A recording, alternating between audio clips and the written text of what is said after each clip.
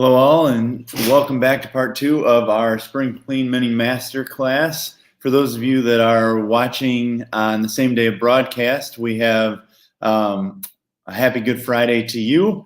Hopefully you are starting your day right here, and wanted to remind you just a little bit about what we are starting with today, which is a review of the first one. So on Tuesday, we talked about what things to avoid, how to clean out your body. We especially focused on detoxing. I know in the clinic here so far, we've had quite a few people mention things like they switched over their coffee, or they're having their cosmetics assessed. They're going through the website with that QR code that you can watch from the first one.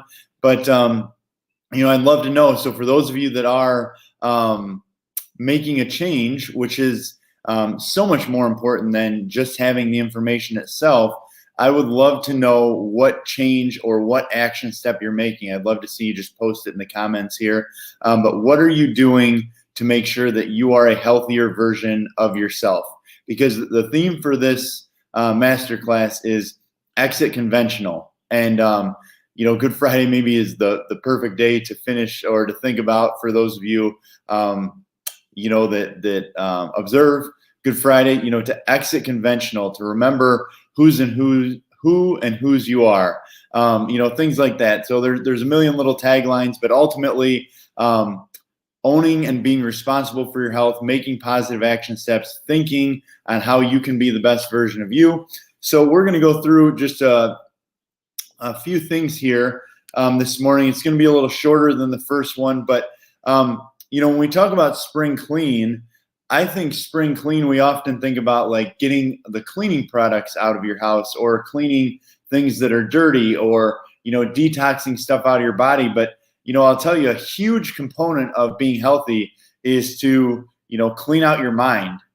One of the biggest things, I just talked about this on a podcast that we're doing with the YMCA, but one of the things that, I think is so important is really keeping stress or minimizing stress as much as you can in your life, because you could have the perfect diet. You could be perfectly aligned. You could exercise regularly. You could even detox. But if you stress out significantly, you lower your immune system. You're more likely to get sick. You're more likely to develop disease. And so cleaning out your mind, or really working on a daily basis to have a strong mindset, is a huge component of being healthy. And so we're going to go through a few things that I would suggest looking at or doing. We're going to go through a few things to avoid. But, for starters, getting enough sleep. So sleep is where you heal. So for those that stay up late, they sit on their phones, they get on Netflix binges. Again, sometimes we need to do that for our mental health. But if you've gotten into a bad habit of staying up too late, sleep is a huge component to health. Now, there's some factors and variables that can affect your sleep, like going to sleep and getting up at the right times. Also, having a dark room, not having loud noises, or not having your cell phone or alarm clock too close to your head. But sleep is vital. So if you haven't assessed how much sleep you're getting, if you're powering through with mountains of caffeine, this is an aspect, if you are going to take an action step for spring clean, to do so. Another thing is to reset your brain somewhere in the middle of the day. There's a research study that shows that about 78% of CEOs in America take some sort of a nap in the middle of the day. There's these things called alpha and beta waves in your brain, and essentially the more stimulated your brain is, the less efficient it is, the less it can think clearly, the less it can absorb information. And so we're constantly bombarded. That never before was a cell phone really a computer with infinite amounts of information right at your fingertips. How many people wake up in the morning and one of the first things they do is they start looking at their cell phone? They start scrolling through Facebook or Instagram or Yahoo News or whatever it might be. And, that overstimulation is hard on your brain. So taking a short 15-minute or 20-minute nap, or meditating, there are free apps online such as Headspace that you can download on your phone where you can meditate in the middle of the day, maybe instead on a break, instead of going and chatting or something like that. You kind of find a spot where you close your eyes, you turn on an app, and you meditate for 5, 10, 15, 20 minutes. But that calms those waves and makes you more efficient. So meditating, again, also avoiding negative stimulation. I mean, my current, I don't even know if you'd call it a joke. My current joke is the weatherman is the least liar on the news currently. And I mean that sincerely. I mean, how many times have we seen the goalpost shift, the story change, the fear get trumped up? I mean, if you watch the news on a regular basis, how could you not be stressed? How could you not be overstimulated? You have to decide if it's right for you to be watching or how much you're watching. But I'll tell you, I see some people who are, like retired and they watch, 5 hours of news a day. Time Magazine just released a thing about what's changed from this March to last March. And one of the things is that the average American went from a little over 3 hours of screen time a day. The average American now has 13 plus hours of screen time a day. Now, some of that's school and some of that's working from home and whatever, but the reality is a lot of people are glued to a screen. And in many, many cases, a lot of what they're consuming is not helpful. So I would ask you, what are you consuming? What are you doing to strengthen your mindset, to clean out your mind? And I just wanted to share a few thoughts for reading, listening, and affirming. So, I would just ask you, what are you reading? Do you read the news on your phone, or are you reading things like positive motivation on you can get, well, I guess you can get videos on YouTube, but for instance, like TonyRobbins.com has all sorts of, positive feedback. Lots of people have dove back into their Bible. My wife and I, during the last year, have very slowly but together gone through the book, The Purpose-Driven Life, which is the number 2 Christian selling book besides the Bible, and just resetting our brain, remembering where we're focused. Remember, we're focused on each other and our families, and all the things. It's easy to get distracted. So maybe you think about, can you do a devotional? Can you do a some sort of self-help book that really keeps you focused on the right things? Additionally, what do you listen to? And I would turn off the radio. I would turn off the news. There's so many things that are available on these same phones that can be negative. There's so many things that can be so very positive. There's audiobooks that one of my favorites for this year, Stillness is the Key by Ryan Holiday. It is fantastic. I'm on my second time through. Couple things we're doing for you guys.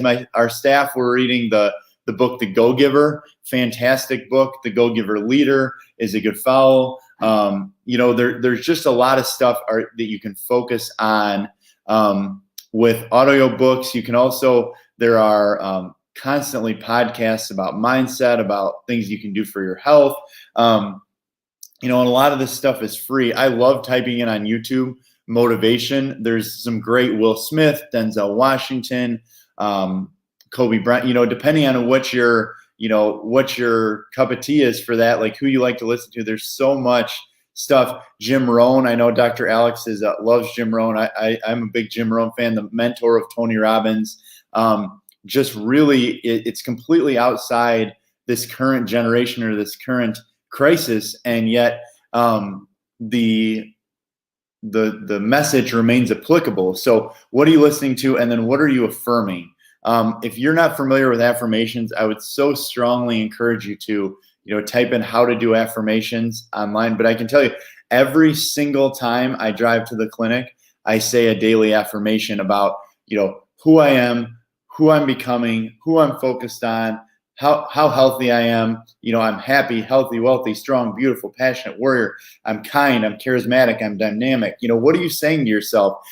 They say there's, tens of thousands or millions. I don't know what those studies say about how many thoughts you have in a day, but I would strongly encourage you to consider controlling your thoughts. And when I say controlling, a lot of them are subconscious. So what are you speaking into yourself? What are you telling yourself? Who do you want to be? How healthy are you? I mean, it's just so so valuable to, take control as much as you possibly can. Get that toxic negativity out of your life as much as you can. Again, exit conventional, detox your mind. You can read this. You can read this quote here if you want. I'll put it up on the big screen. But just think: are you personally a very positive person? Do you make good changes? Do you avoid the news? What are you doing to be healthy? It's a spring clean. Spring clean your mind.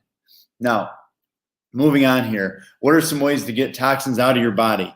Well, I mean, talk about something that's simple right now. It's warm out. You can do it. It's free, but it's about getting in the habit, and that's exercising. Exercising cleans out the stuff that comes in. Sweating gets the toxins out. It just does.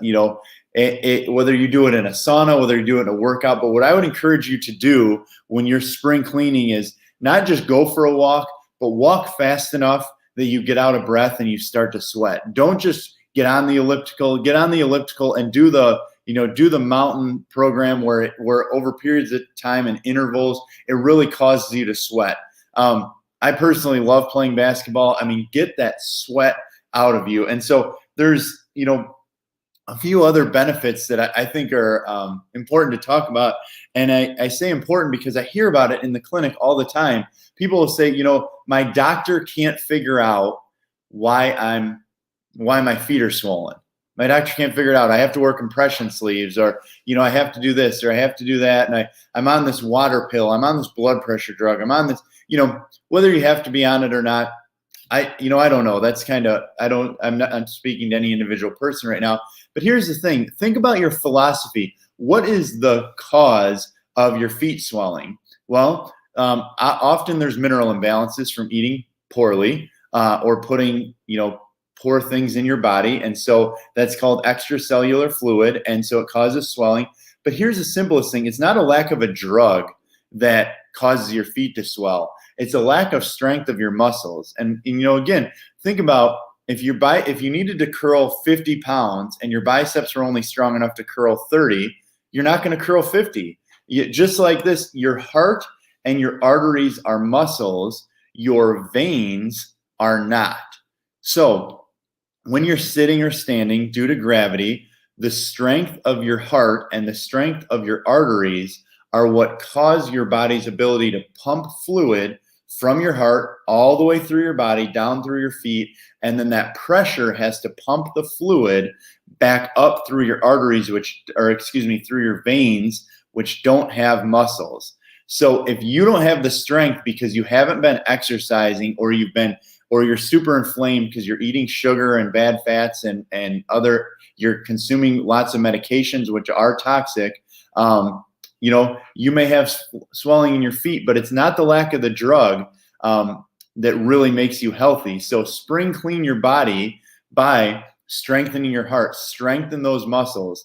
It's so easy for people to, have said, well, I'm avoiding everything in this season because I'm afraid of being around people, but then not do the things that cause them to stay healthy. I mean, the reality is exercise also strengthens your immune system. So getting out there and exercising, however you do that, you can exercise in your home, but a lot of people aren't. There's a sad reality of the quarantine 15, 20, 30.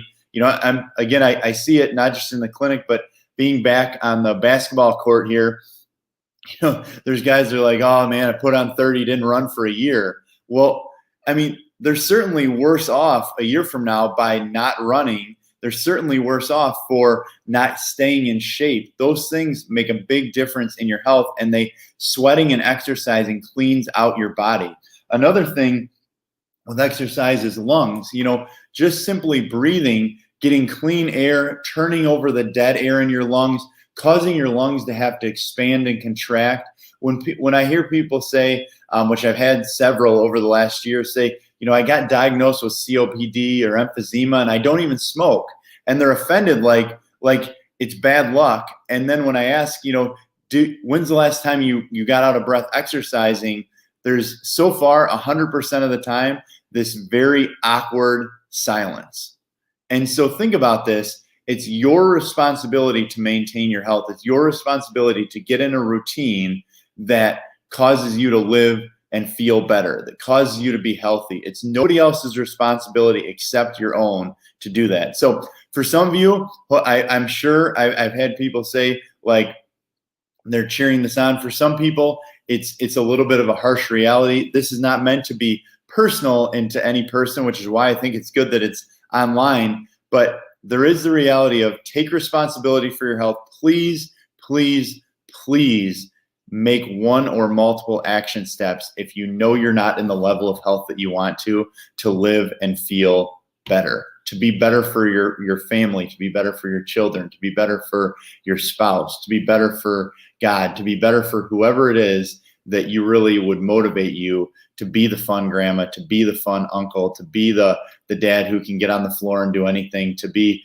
the most cut and best looking person you can be if you're single, whatever it might be. But think about this. Your mind matters. Your fitness matters, just like your food, your spinal alignment, and your toxicity level. They all matter, but they really look at cause.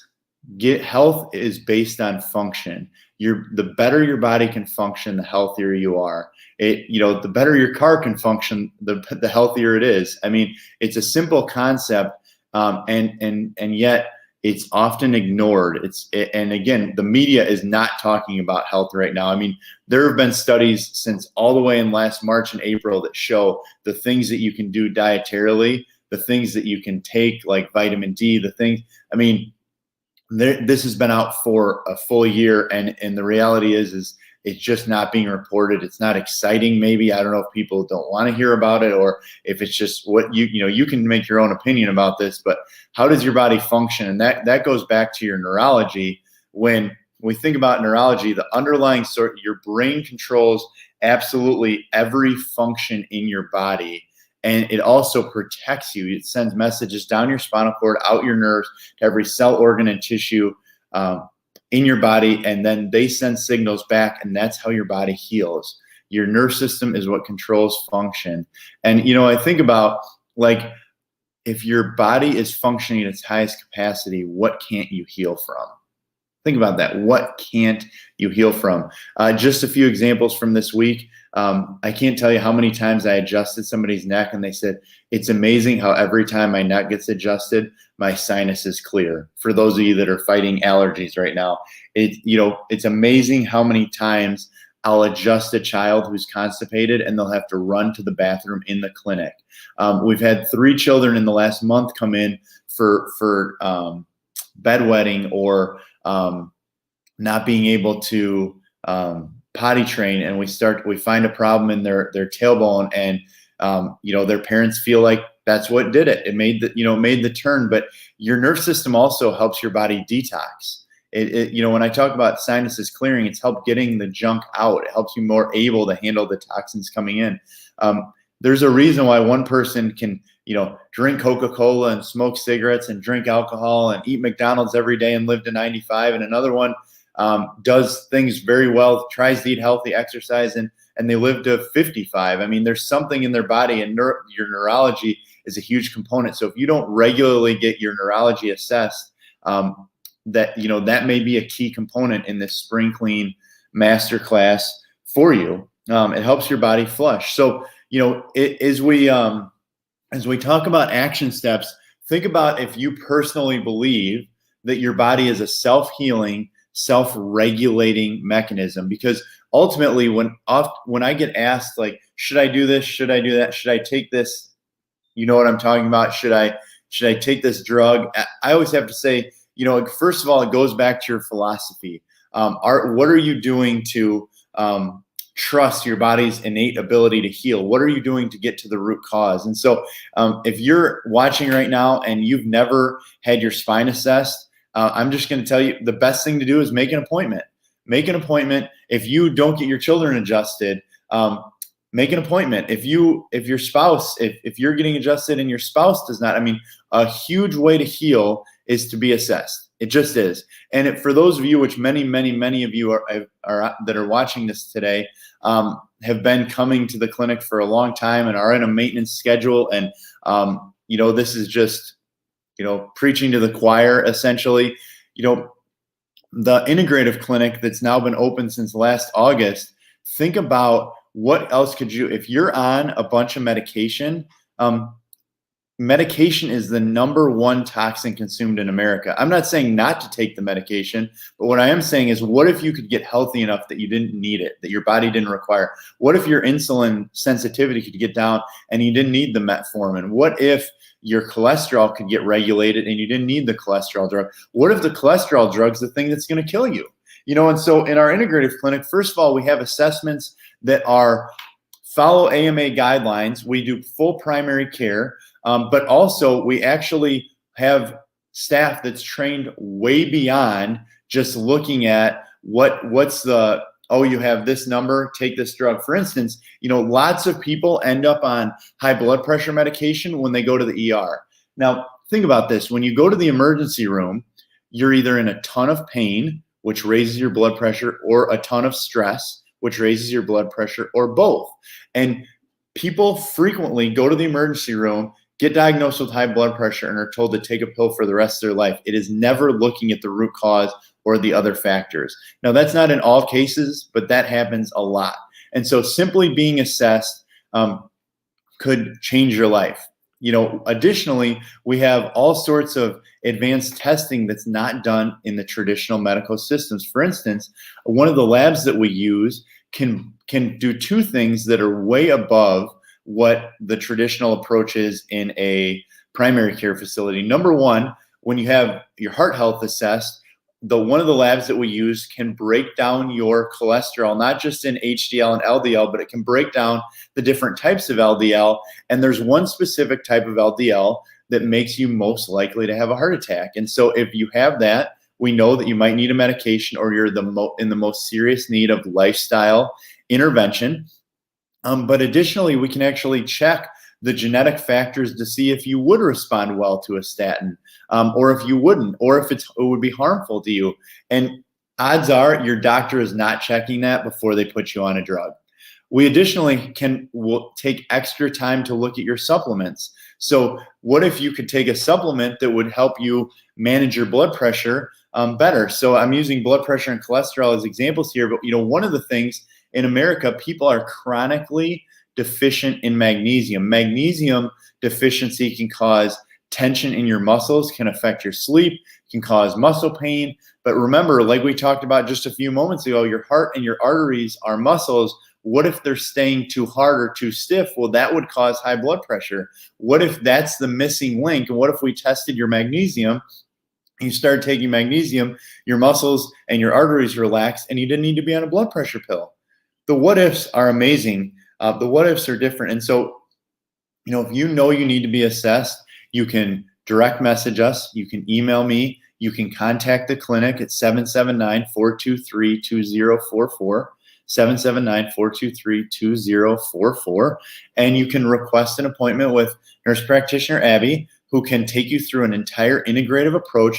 The first appointment is an hour long, not like when you go to a traditional medical doctor. And then if you have even more serious things than that, you can either stay within that tier where she gives you recommendations, helps you off medication that you might not need, or manages your supplements or your diet.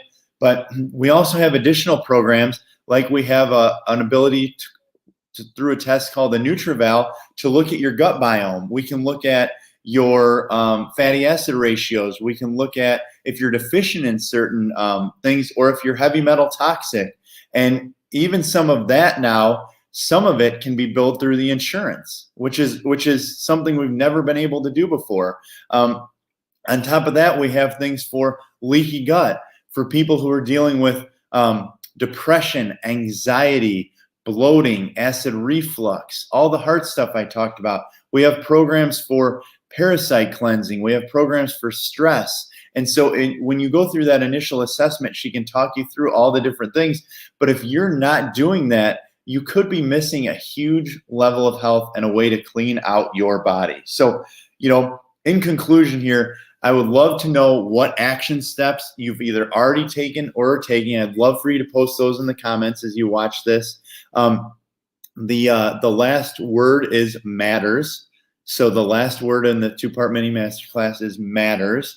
And, please remember, you are responsible for your health. And because of this, you have a beautiful ability to live your best life by making some of these changes, or by consistently working these changes that you've already made into your routine. Exit conventional, live your best life, and I hope you have a very blessed day and Easter weekend. Thank you.